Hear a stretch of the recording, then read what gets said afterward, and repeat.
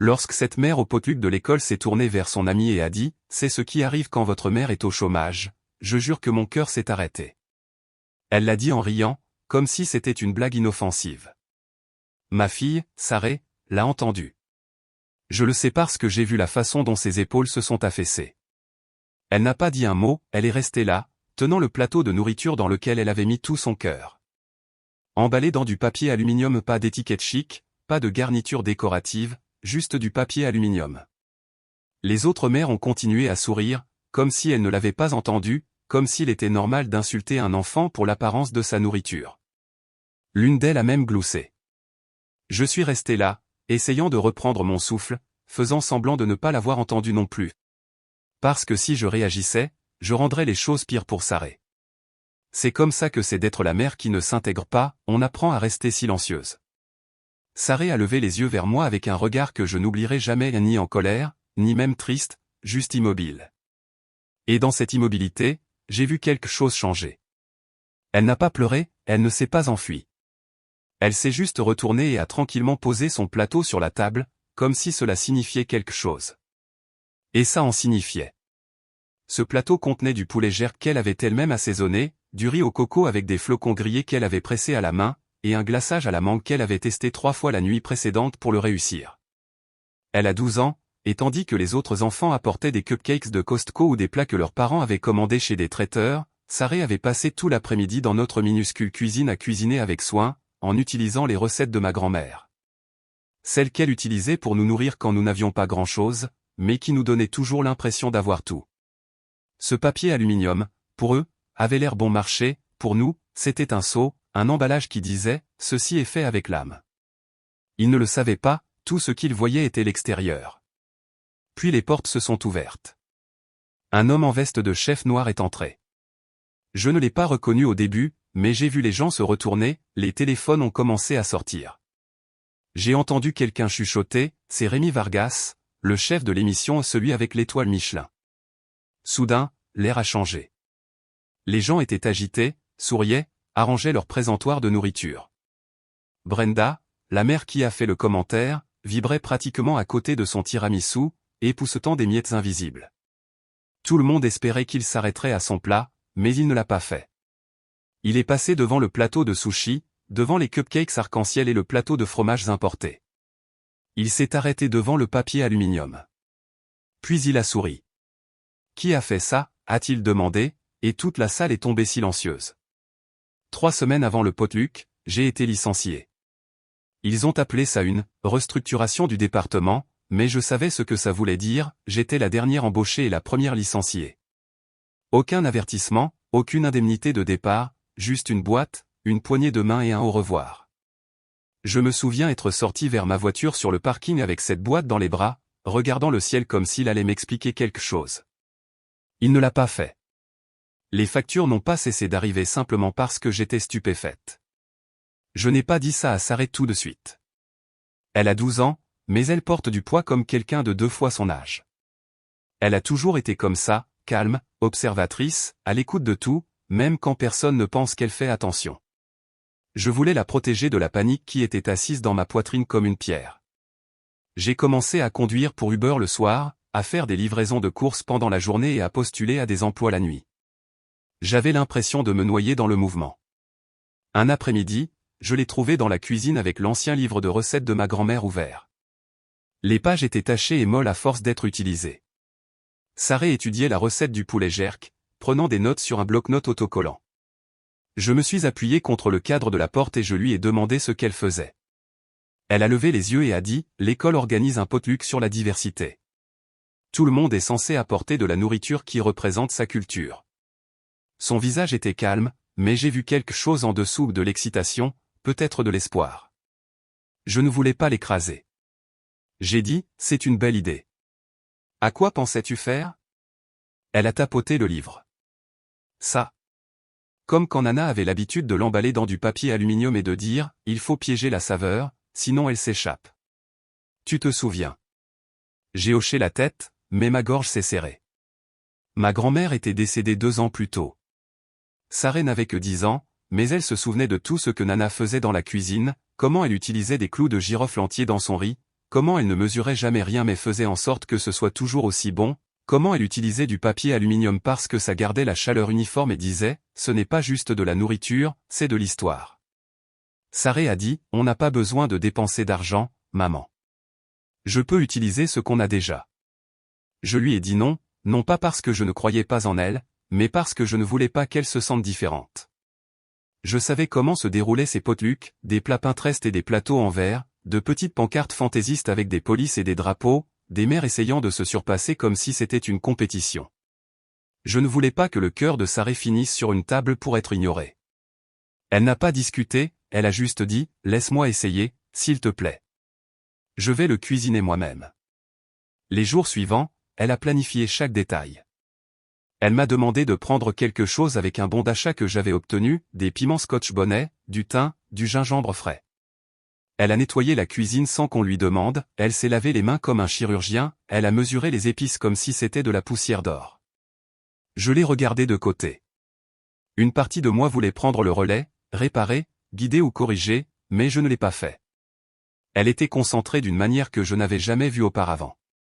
Elle ne faisait pas ça pour attirer l'attention ou obtenir l'approbation, elle le faisait parce que ça signifiait quelque chose pour elle. La veille du potluck, elle a cuisiné en silence, fredonnant de temps en temps. Elle a mariné le poulet, rôti le riz avec de la noix de coco, et s'est mise sur la pointe des pieds pour glacer le dessus avec de la purée de mangue. Elle a utilisé du papier aluminium, comme Nana, et a emballé chaque morceau comme un trésor. Quand elle a eu fini, elle a tout rangé, l'a mis dans un sac réutilisable, et s'est assise à côté de moi sur le canapé. Elle a posé sa tête sur mon épaule et a dit, « J'espère que quelqu'un va le manger. » J'ai voulu promettre qu'il le ferait, j'ai voulu dire qu'ils adoreraient, qu'elle serait la star, que sa nourriture changerait les esprits. Mais je savais que le monde ne fonctionnait pas toujours comme ça, alors je lui ai dit la vérité, « Je suis fier de toi, quoi qu'il arrive demain. » Elle n'a rien dit, elle a juste hoché la tête contre mon épaule. C'était assez. Le lendemain matin, nous nous sommes habillés, avons emballé la nourriture et nous sommes allés au gymnase de l'école. L'endroit était déjà bondé à notre arrivée, des parents avec de grands plateaux et de grands sourires, des enfants en tenue colorée. Des tables bordaient les murs avec des plats, des pancartes, des drapeaux et des thèmes. C'était bruyant, lumineux et animé. Nous avons trouvé une petite place au bout d'une table et avons posé son plateau en papier aluminium. Elle a lissé le papier aluminium une fois, puis a reculé et a croisé les mains devant elle. Elle se tenait droite, pas grande, mais forte. Et c'est là que j'ai vu Brenda Malois de l'autre côté de la pièce, posant un plat en verre de trifle et riant un peu trop fort. La même Brenda qui avait une fois envoyé un courriel pour corriger la grammaire des autres mères, celle qui avait appelé le potluck une « vitrine culturelle » dans sa newsletter. Je pouvais déjà sentir le changement dans la pièce. J'ai pris la main de Sarah. « Tu es prête ?» Elle a levé les yeux vers moi, a hoché la tête et a dit « Nourrissons-les ». Nous sommes entrés dans le gymnase la tête haute, mais tout dans la pièce m'a dit que nous n'avions pas notre place là. Les murs étaient bordés de longues tables recouvertes de nappes en plastique, et chacune d'elles ressemblait à une page de magazine, des lasagnes dans des plats en verre avec des cartes de noms, du bibimbap coréen dans des bols coordonnés, même une tour de sushi enveloppée de lumière LED. Certains parents avaient apporté des glacières avec de la glace sèche pour garder les desserts au frais. Sarah portait son plateau en papier aluminium comme s'il ne pesait rien, mais je savais mieux. Il était lourdeur de travail et de tout le cœur qu'elle y avait mis. Elle n'a pas flinché, elle ne s'est pas rétractée, elle a trouvé une petite place au bout de la table, a soigneusement posé le plateau et a croisé les mains devant elle comme si elle gardait quelque chose de sacré. Quelques parents à proximité ont jeté des coups d'œil polis, une mère a offert un sourire qui n'atteignait pas ses yeux. Puis j'ai vu Brenda. Elle était de l'autre côté de la table, arrangeant des tranches de tiramisu avec des paillettes dorées. Bien sûr, ce n'était pas fait maison, Brenda Malois n'était pas du genre à faire cuire soi-même. Tout ce qu'elle apportait provenait d'une épicerie haut de gamme, avec de la musique française jouant en arrière-plan. Elle a levé les yeux et nous a aperçus. « Oh, vous êtes là » a-t-elle dit, trop fort. « Et qu'avez-vous apporté » Avant que je puisse répondre, elle a jeté un coup d'œil sous le papier aluminium. Ses sourcils se sont levés. Elle s'est tournée vers la femme à côté d'elle et a dit, de cette fausse voix de chuchotement que tout le monde pouvait entendre, « C'est ce qui arrive quand votre mère est au chômage. » Ma poitrine s'est serrée. J'ai regardé Sarah. Elle a gelé une seconde, puis a gardé les yeux fixés sur le plateau. Elle n'a rien dit, ses lèvres étaient serrées, et elle a reculé un peu, comme si elle rapetissait. J'ai voulu sortir, j'ai voulu prendre ce plateau et le jeter au visage de Brenda, mais je ne pouvais pas faire ça à Sarah, pas ici, pas devant toutes ces personnes. Je me suis penché et j'ai chuchoté, « Tu veux partir ?» Elle a secoué la tête une fois. « Non », a-t-elle dit. « Je veux rester. » Alors nous sommes restés. D'autres personnes sont arrivées, la file d'attente du buffet s'est formée, les assiettes à la main. Les enfants et les parents se sont déplacés autour des tables, choisissant. Ils sont passés devant le plateau de Sarah. Pas une seule personne n'a soulevé le papier aluminium, pas une seule question, rien. Un garçon a tendu la main vers un cupcake à côté de nous, a jeté un coup d'œil au poulet enveloppé de papier aluminium, et a continué à avancer. Un père en chemise boutonnée s'est penché sur les sushis comme s'il étudiait de l'art, puis s'est détourné de la nourriture de Sarah comme si elle n'était même pas là. Le tiramisu de Brenda a disparu en 20 minutes, son fils s'est promené en offrant des bouchées comme un serveur à un mariage. Les gens l'ont loué comme s'il avait été fait à la main à Milan. Je me suis tenu derrière Sarah et j'ai regardé ses yeux suivre chaque rejet, chaque fois que quelqu'un passait son plateau sans s'arrêter. J'ai vu ses épaules s'affaisser un peu plus. Elle n'a pas pleuré, elle ne s'est pas plainte, mais j'ai pu voir le chagrin s'accumuler. Ses bras se sont croisés, ses yeux sont restés baissés, elle a commencé à trifouiller le coin de la nappe. Je me suis penché de nouveau. « Tu as fait un beau travail, ma chérie. » Il ne le voit tout simplement pas, elle a hoché la tête mais n'a pas parlé. Puis Brenda est repassée, cette fois avec une assiette empilée de nourriture qu'elle n'avait pas faite. Elle a jeté un coup d'œil au plateau de Sarah et a dit, « Peut-être que l'année prochaine, collez-vous au dessert. C'est plus facile. » Je me suis tourné vers elle, et elle a souri comme si elle venait de faire une suggestion utile. Sarah n'a pas levé les yeux, mais j'ai vu ses mains se serrer. Elle respirait lentement par le nez, par la bouche. C'est comme ça qu'elle se calme lorsqu'elle essaie de ne pas craquer. J'ai voulu la défendre, j'ai voulu crier, dire à Brenda exactement qui était Sarah, ce qu'elle avait fait, et ce que cela signifiait. Mais je me suis souvenu du regard que Sarah m'avait lancé dans la cuisine la veille au soir, calme, stable, déterminé. Ce n'était pas ma bataille. Le bruit dans le gymnase a augmenté, la musique a commencé à jouer dans les haut-parleurs, les enfants ont dansé près de la scène, les parents ont fait le tour des tables, discutant et prenant des photos. Et le plateau en papier aluminium de Sarah est resté intact, comme s'il n'avait pas sa place. Et puis quelqu'un est entré. Il ne venait pas de l'école, il ne ressemblait à personne d'autre dans la salle. Il portait une veste de chef noir et se comportait comme quelqu'un qui n'avait pas besoin d'expliquer pourquoi il était là. Les gens se sont retournés, quelqu'un a chuchoté son nom, Rémi Vargas. Chef cuisinier célèbre. Étoile Michelin. Animateur d'une émission culinaire. Tout le monde dans cette salle a regardé pendant qu'il se dirigeait vers les tables. Quand le chef Rémi Vargas est entré, toute la salle a changé. Je ne l'avais vu qu'à la télévision, penché sur des casseroles frémissantes, goûtant la nourriture les yeux fermés comme si c'était sacré. En personne, il avait l'air encore plus sérieux, grand, mince, aux yeux perçants. Pas d'entourage, juste de la présence. Les gens se sont figés au milieu d'une conversation, quelqu'un a halté et a laissé tomber son téléphone, Brenda s'est redressée comme si elle était à l'église, un père a donné du coude à son fils et a chuchoté, « C'est le chef de Plated Trut. » Le chef Vargas a traversé l'entrée comme s'il possédait les lieux. Il ne souriait pas, il ne saluait pas, il scruta les tables comme s'il était en mission. La table de Brenda était sur son chemin, alors, naturellement, elle s'est animée. « Chef Vargas » a-t-elle dit avec un rire trop vif. « Je suis Brenda Malloy. C'est mon tiramisu, fait avec du mascarpone importé. » Elle a retourné ses cheveux blonds par-dessus son épaule comme si c'était un ingrédient secret. Il lui a fait le plus petit signe de tête mais n'a pas cessé de marcher. Il s'est déplacé de table en table, soulevant les couvercles, respirant les odeurs. Il n'a rien goûté, il n'a rien commenté, il était calme, concentré, méthodique. Et puis il s'est arrêté juste devant le plateau de Sarah. Il ne l'a pas touché au début, il est juste resté immobile, respirant. Ses sourcils se sont légèrement froncés, comme si quelque chose l'avait surpris. Puis il s'est penché en avant et a lentement décollé le papier aluminium. De la vapeur s'est élevée, le parfum des épices jerk a rempli l'air fumé, sucré, piquant avec du scotch bonnet et du thym. Il n'a pas parlé tout de suite, il a regardé autour de la salle. Qui a fait ça? Le gymnase est devenu silencieux, les conversations se sont interrompues, quelqu'un a baissé la musique. Brenda a ri de nouveau maladroitement cette fois.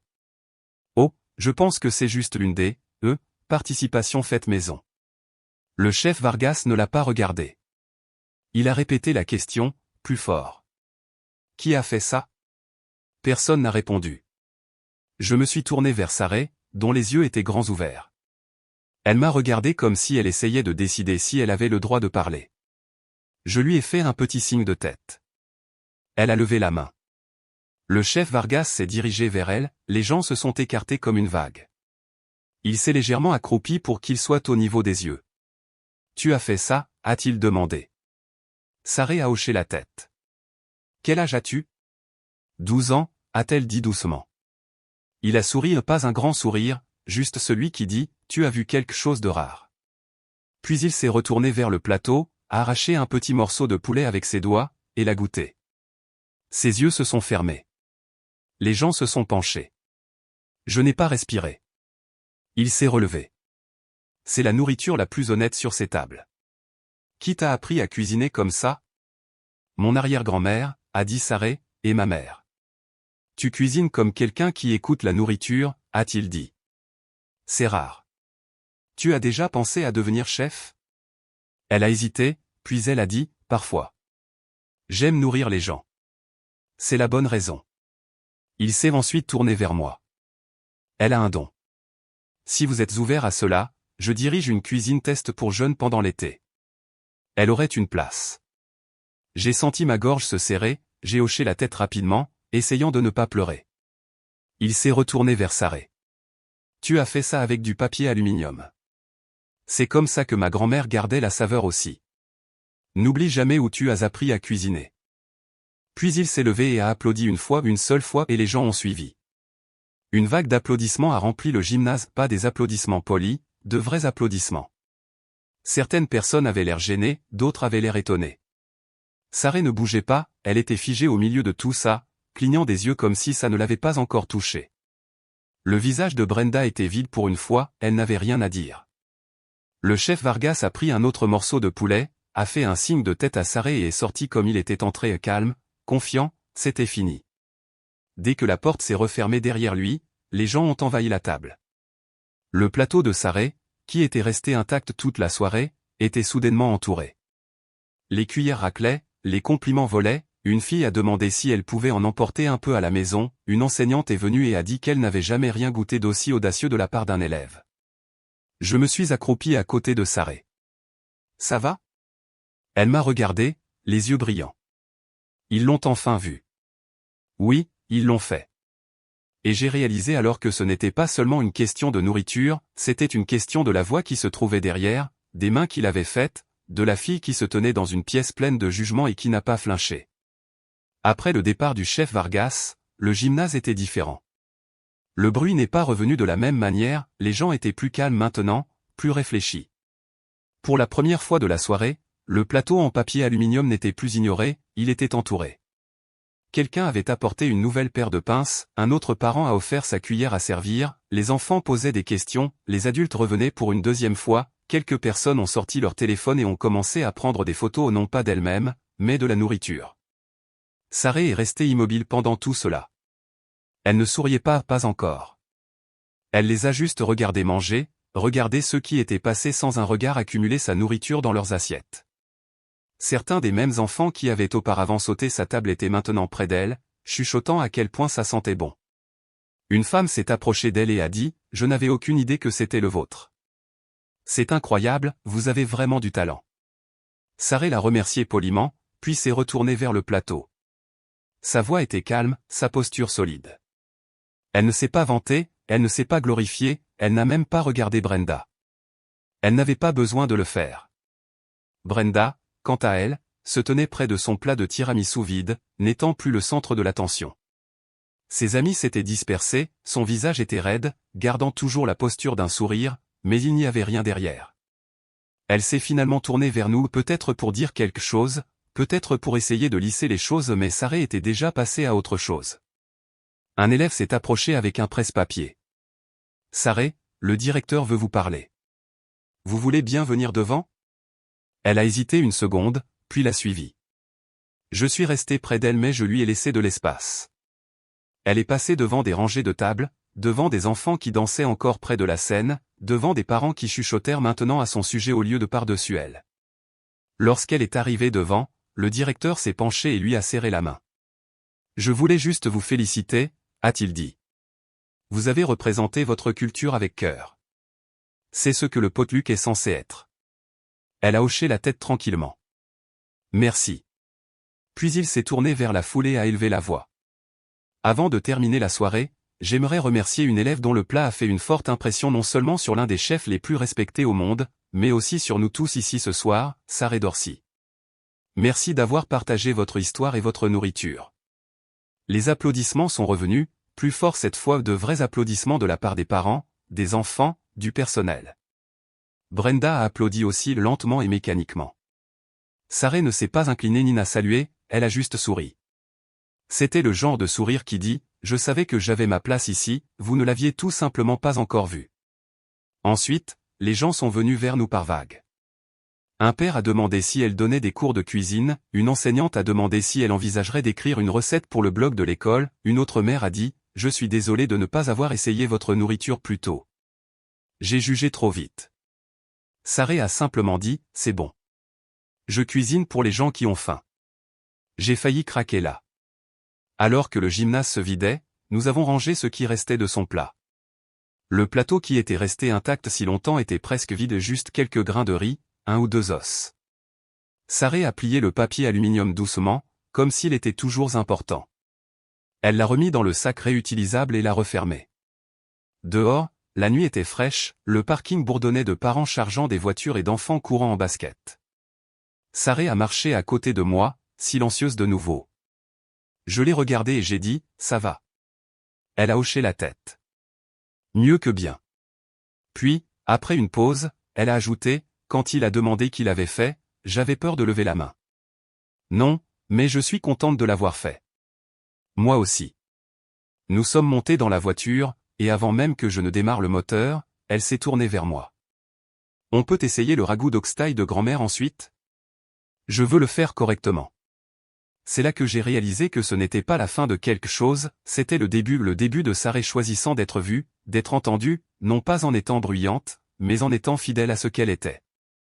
Et après ce qui s'est passé dans ce gymnase, personne ne la sous-estimerait plus jamais.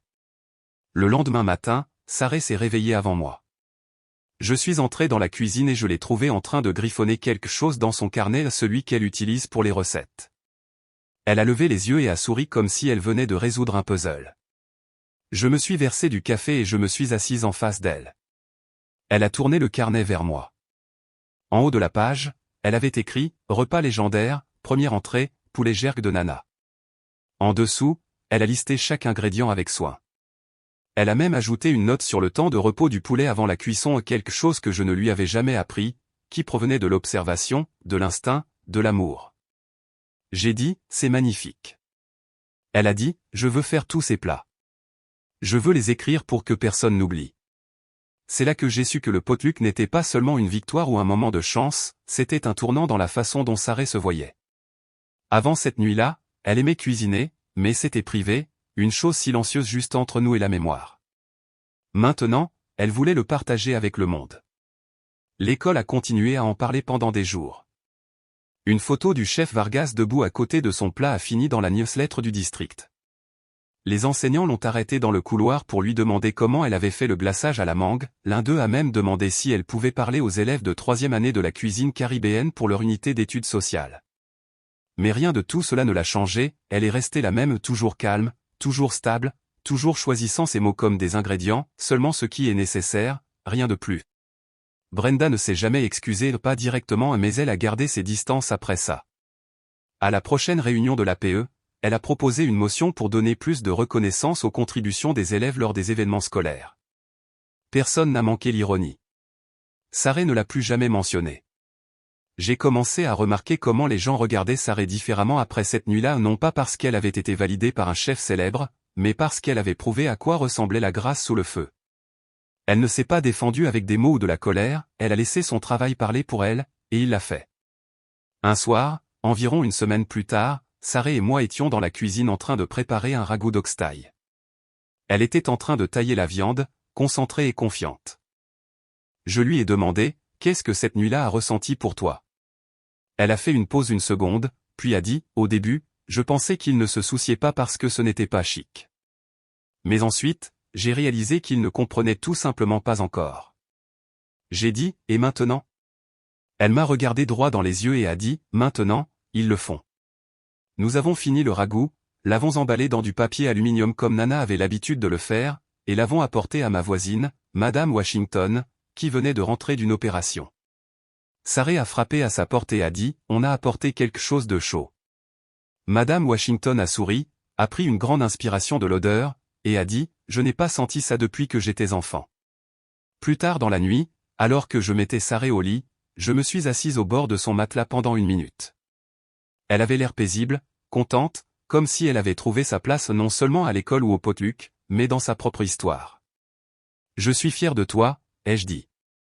Elle a marmonné, pourquoi? Pour avoir été courageuse dans une pièce qui essayait de te rapetisser, pour être restée gentille quand les autres ne l'étaient pas, pour avoir porté l'héritage de Nana sans avoir besoin de la permission de personne. Elle n'a pas ouvert les yeux, mais elle a souri. Merci, maman. En fermant sa porte, j'ai pensé à combien de fois nous sous-estimons les enfants, combien de fois nous rejetons les plateaux en papier aluminium, les voix calmes, la nourriture maison sans étiquette. Nous oublions que le message le plus fort peut venir de la main la plus silencieuse. La vérité est que Sarah n'avait pas besoin des applaudissements, elle n'avait pas besoin de la validation d'un chef célèbre.